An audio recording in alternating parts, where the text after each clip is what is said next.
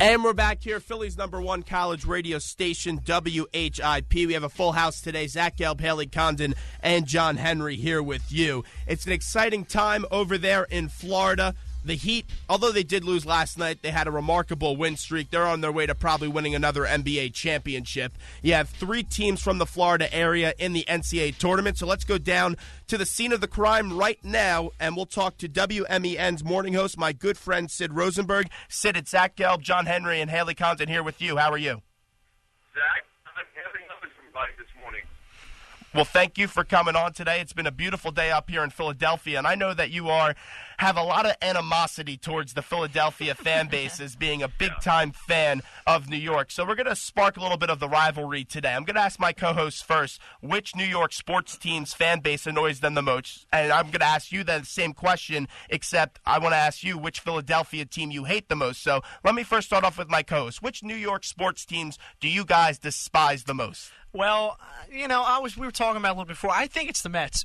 Not as of late because the Mets haven't been that good, but I just remember, a few years ago the Mets were good, the Phillies were good. I remember, those night games where you would have all those Mets fans that came to Citizens Bank Park and just, kind of drunk, yelling stuff, this and that. And it was the summertime too, and they're playing every day. That to me is the most, I guess, annoying. Like, the Giants fans are annoying, but we only play them twice a year, once in New York, so you don't see that as much. But, I mean, I would have to go with the Mets as of recent because, like I said, when you have 2 teams that are good, especially when New York and Philadelphia, sparks are going to fly. So, I mean, I would have to go with the Mets. And, Hayley, how about you? I said Yankees just because I don't know too many Mets fans personally, but I know a ton of Yankees fans, and it's just like I feel like more so than the Mets, the Yankees have been more of a rival with the Phillies as of late, even though they don't even play in the same league. But yeah, I don't know, just the whole 27 rings, I'm so over it. So Sydney, how about yourself? Which Philadelphia team do you hate the most? It's interesting that both your co-hosts went with the sport of baseball. For me, there's no doubt about it. The Eagles, God has never created a lower form of fan base, a lowlife, drinking scotch, eating egg sandwiches, cursing me out, tipping over my car, calling my mother the C word, all that stuff going on bright and early on a Philadelphia Sunday morning before the Giants and the Eagles. So I despise the Phillies. The 76ers to me never bothered me. In fact, I'll tell you the God's honest truth, as a diehard rabid New York Knicks fan, growing up as a kid, I liked the 76ers because my favorite player as a kid was Dr. J, Julius Erving. And when the Sixers had that team with Moses Malone and Andrew Toney and Maurice Cheeks and Julius Erving and Bobby Jones and those guys, I used to root for them against the Boston Celtics because as a Knicks fan, I hated the Celtics. So the Sixers never really bothered me. Plus, Billy Cunningham, the head coach, is a Brooklyn, New York kid. But the Eagles, by far the worst, followed very closely by the Flyers. I can't stand those guys. Bobby Clark, I like to knock the rest of his teeth out, and the Phillies. Well, I'll moderate it here a little bit.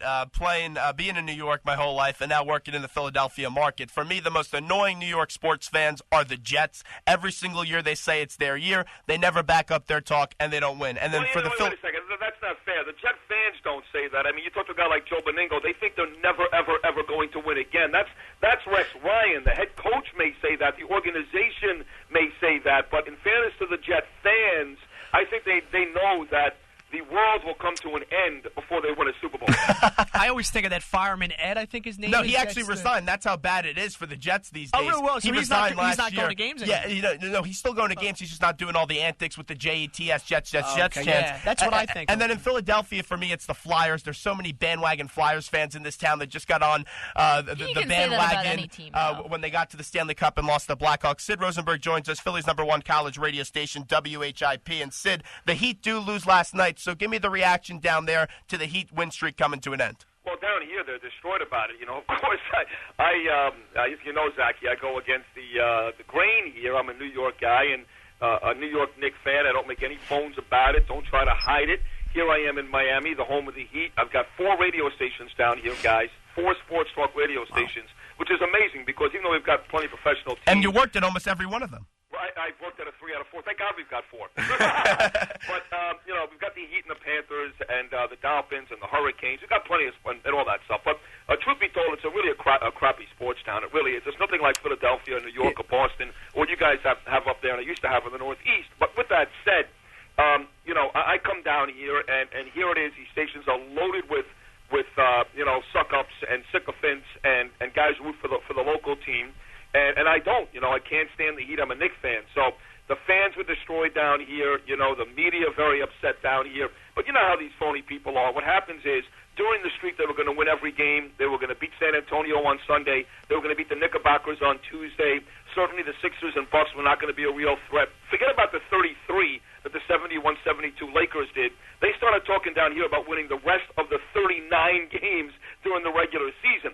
But now, of course, that the streak has come to an end. Now it's, the regular season doesn't matter. We've got our eyes on the big prize. We've been to successive NBA Finals. We're the reigning NBA champions. We're still the best team. So, yeah, the streak was fun. We enjoyed it. But we still have our eye on the big prize, which is winning our second straight NBA championship. So they went from, they're upset. It's killing them. But they refuse to admit it because they're a bunch of punks. And right now it's more of, you know what? The regular season doesn't matter. We'll show you come playoff time. Well, they do have to handle the minutes of their big-time superstars down the stretch, and it's going to be interesting to see how Spoelstra does do that. And the fans, we all know that they wanted to see this win streak happen, and now that they will play this role of the NBA championship is the only thing that matters, which in reality that's the only big thing that does matter, and it's a weak East. They should get back to the finals, and they should win the finals again. But how do you see Spoelstra handling the minutes of the superstars down the stretch? Well, I think Dwayne Wade is the one guy you got to watch for. He missed the last couple of games, returned to action last night. I think he had 17 or 18 against the Bulls, but he was kind of gimpy, wasn't healthy. You can see it. He's the guy you got to be careful with. LeBron James is completely healthy. He's a machine. LeBron James, I don't think is even human at this point. So I don't think you worry about LeBron. I don't think you worry about Chris Bosh. Those guys got to play, So the last thing you want to do is not have guys lathered up and ready to go. In different sports, we saw that with the Denver Broncos not that long ago. So they're going to play. The one guy I think you got to be a little careful with is Dwayne Wade. Otherwise, I would expect the rest of the guys to play. The season LeBron's having, it's just remarkable, and I have never really seen anything like it in my 18 years of living, and the guy's been doing it all, and he's very well on his way to winning another championship, but there's still a lot of animosity around the NBA for the way that whole decision was handled, and I really think it's time for fans to move on and just embrace his greatness, unless if you're from the Cleveland area, you're never going to forgive him unless if he returns. But Sid, let's say in 10 years when it's LeBron James' retirement party, what do you think he's going to accomplish, and where do you think he'll rank among the all-time greats? Well, I really think people have moved on. I really don't think, I know the Heat fans down here like to play that, hey, everybody hates us, it's us against the world, and blah, blah, blah. I think that's over. I really do. That was really evident 2 years ago when he did make the decision and the team came together. I think that ended last year when the Heat won the championship, and I certainly think it's gone this year. I don't think there's this national sentiment that everybody hates the Heat. I think you're right, Zach. In Cleveland, they hate them. And I think to a certain extent, Knickerbocker fans like me, we were jilted. We thought he was coming to the Garden. But I don't think there's this worldwide, this national sentiment that we hate the Heat, and we hate LeBron James. I think people are marveled by him. I really do. I think what you're seeing now is, statistically, he may not score 40 points a game this year. He may not grab 12 rebounds a game this year or dish out 9 assists. So statistically, he may not have an Oscar Robertson season. But I've been watching basketball twice as long as you, Zachy, at every level, and I saw Michael Jordan his whole career, Larry Bird, Magic Johnson, Julius Erving, some of the all-time greats. I have never seen anybody play to the level of consistency. That's the word you got to use. He's not going out there and scoring 40 a night, but his game, offense and defense, he plays great on both sides here. He passes the ball. He gets everybody involved. I have never, ever, ever seen anybody play with the consistency and greatness that LeBron has done all season long, ever in the 45 years I've been watching the game of basketball. I think the East is a joke. I think it's very clear that the Heat are going to get out of the East. Be careful. Slow down. Well, I really do. I said they're the best team in the East. I don't see anyone beating them in a 7-game series. But let me ask you this. Who's the one team that could give the Heat a run in the East? Who's the one team that could give them a run in a 7-game series in the playoffs? A couple. I think what you saw last night, that's a Chicago team that was missing their 3 best players. Noah comes back and, he's a body guy, and Derrick Rose is going to get back. He's not going to get right back to the MVP form of a couple of years ago.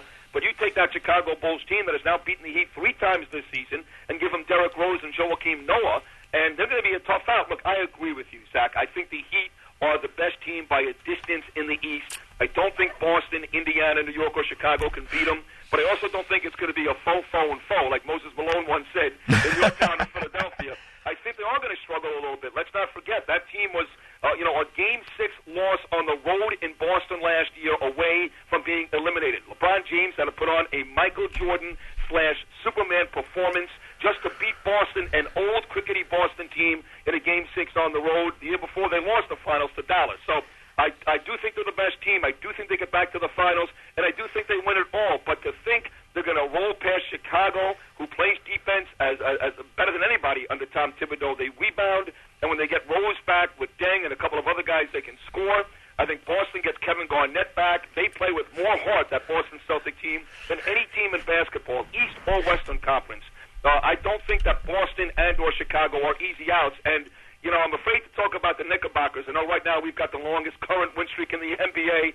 We've got 6 now after beating Memphis last night. Blew a 30-point lead, but still won the game. But, you know, who knows about the Knicks? Kenyon Martin's made a big difference. And Knicks are making threes again, and they're playing better defense like they did back in December again. And fact is, the Knicks match up well against Miami. Could they beat them in 4 games? I doubt it. It'll take a miracle. But I just think teams like Boston and Chicago will give Miami a run for their money, and I don't think Indiana or the Knicks will be an easy out. I think Miami will get there. I don't think it'll be as easy as the East is a joke. They'll run right through it. 2 more questions right before we let Sid Rosenberg run from WMEN down there in South Florida, 6 to 10 each and every morning. Great show. Here, Zach. One team that won't be there is the Sixers. Yeah, we all know that. And the problem is they keep winning now. We want them to start losing. They keep winning. We need the Flyers to start winning. They're not. We got the Sixers. We need them to lose. And it's been a terrible year for Philadelphia sports, Cindy. I'll tell you the this. Last year, the Eagles were so bad this year. The Phillies had a very disappointing year. You know, the Flyers didn't do anything in the offseason. They stink this year. And obviously, Sixers were supposed to get, you know, they had Andrew Bynum there, but he can't play through a little bit of pain, so he was one of the biggest. Well, listen, a couple years ago, guys, the Eagles had that off season. You were going to be the dream team. You're going to roll right to the Super Bowl. The Flyers were never happened. Stanley Cup talk. The Phillies were going to World Series seemingly every single year. And Boston, too. I mean, think about Boston all those years. The Pats getting to the Super Bowl. The Celtics getting to the NBA Finals. The Bruins winning the Cup a couple of years ago. You know, and look what's happened with the Red Sox, of course, have become a complete disaster. And now they can't get it done. So if you're asking me to feel sorry for cities like Boston and your city, Philadelphia, you've got the wrong guest on. No, you never feel sorry. Like, I would never feel sorry for New York. I root for New York to do bad and everything, you know, and I think that's just normal because we're such a good rival. But I don't know. You're right. It's just the losing continue. And did you watch, like, the Temple game? Did you see any of that? Of course, absolutely. Yeah. I'm a diehard college basketball fan. I like Temple from the days of Cheney. Hey, look, I used to love Macon. I used to love those teams. Yeah, so that hurt. That was a typical like Philadelphia loss. We had the lead, so that just kind of keeps it going. But we're all looking forward to opening day that starts on Monday. I think the Phillies are going to be. Listen, I know everybody. Washington is the best team in that division, and in all likelihood, the best team in the National League, if not Cincinnati. Maybe they're the second best team. I actually think the Reds and the Tigers are going to play in the World Series, but. I know Washington is highly regarded, and deservedly so, and when they make the playoffs this year, Strasburg is going to pitch. But I'm telling people, don't sleep on the Phillies. You know, look, it was a bad year last year. Halladay, he's got to come back. It's the first time in a long time. He's not an opening day starter. That may be better for him.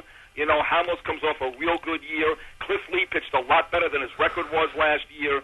That team was beat up. Howard was never healthy. Utley was never healthy. I just think that, again, that's a team that can battle Atlanta for second place inside the NL East. That's a team I think that will be alive in the wild card playoff talk. I would not sleep on the Phillies this year. Sid, let's get to the college basketball because we only got a few more minutes with you. And Miami has been a great story this year with Jim Larrañaga, who's a good friend of yours, been on this show before, was on your show this past week as he's on every week. They lose Reggie Johnson. What's the feel down there as they get ready for their big game? That's a great question, Zach. Actually, look, Zach, he was not the same player. You know, they missed Reggie Johnson missed 2 games early in the year in Hawaii when Miami lost 2 in a row to Arizona and Indiana State. He came back. He was never the same player. But the fact is, he's a big body, right, guys? So when you have that type of girth and you throw that guy in the middle of the box, you can't account for weight. You can't account for size. You know, you can't teach 7'2", right, guys? You can't teach 4'4" speed. Reggie Johnson is a big body. He's a good rebounder. Has not been his best season because he's been banged up all season long. I don't think he's ever been healthy. So they're going to miss him. But the fact is, Julian Gamble stepped in when Reggie got hurt earlier in the season as a starter, did a terrific job. This is a very deep Miami basketball team. They've got bodies, especially at the guard position, where they go 3 or 4 strong with Durant Scott, Shane Larkin, Trey McKinney-Jones, and Ryan Brown. I think it's going to hurt them a bit, not kill them. They should still be okay. They're a better basketball team than Marquette. Marquette struggled against Davidson and Butler, but Marquette also very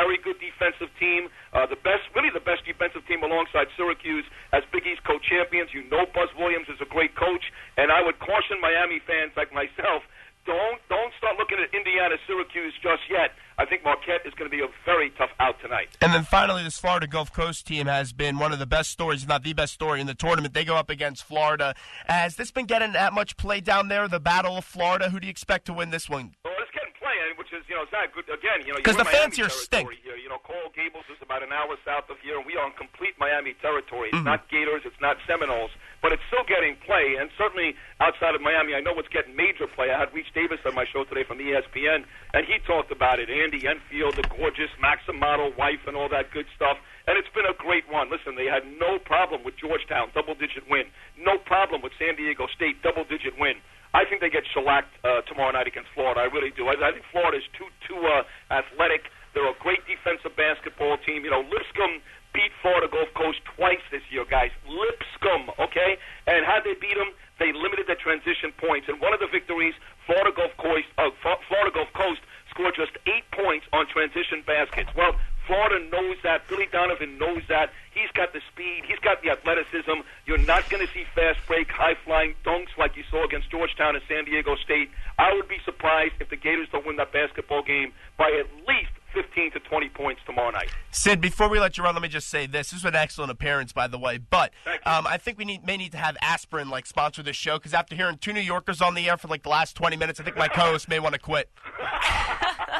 Yeah, it's a lot of New York, It's way too much New York. It's an awful I lot. good dating that girl in the studio. She sounds cute over the phone. Sid, you just made a very awkward moment for us here at the station. We appreciate the time. If I don't get at least one of those, that's just an average appearance. You know that. That's true. Sid, all the best. Thanks so much. No, I love you, pal. Thank you, guys. Terrific job. Thank you. Sid Rosenberg right there. He's a mouthful. He gave me my first start when I was 8 years old, when he was doing a show at FA, and I went to work with my dad, and he put me on the air. But he's not afraid to speak his mind, and that's what makes him great. And you thought it was bad what he said about Hayley, just saying how one of us should date Hayley. You should hear some of the stuff that he got away with on the I Miss in the Morning show. I believe it. Because back in the day when the FCC just didn't care, it was some rough days, and he made some big-time headlines. But Sid's the best. He's a great person.